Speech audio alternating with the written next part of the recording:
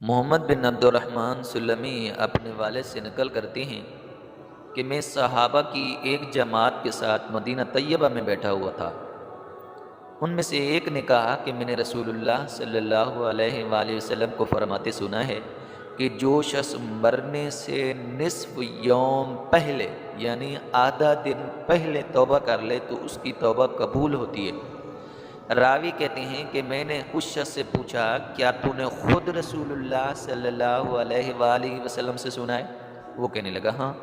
اتنے میں ایک اور شخص کہنے لگا کہ میں نے رسول اللہ صلی اللہ علیہ وآلہ وسلم کو یہ فرماتے ہوئے سنا ہے کہ جو شخص مرنے سے ایک گھڑی پہلے توبہ کر لے تو اس کی توبہ بھی قبول ہوتی ہے۔ ایک اور شخص کہنے لگا کہ میں نے آپ کو یوں فرماتے سنا ہے کہ جو شخص سانس اکھڑنے سے پہلے توبہ کر لے، سانس اکھڑنے سے پہلے یعنی سانس نکلنے سے پہلے توبہ کر لے، اللہ تعالیٰ اس کی بھی توبہ قبول فرما لیتے ہیں۔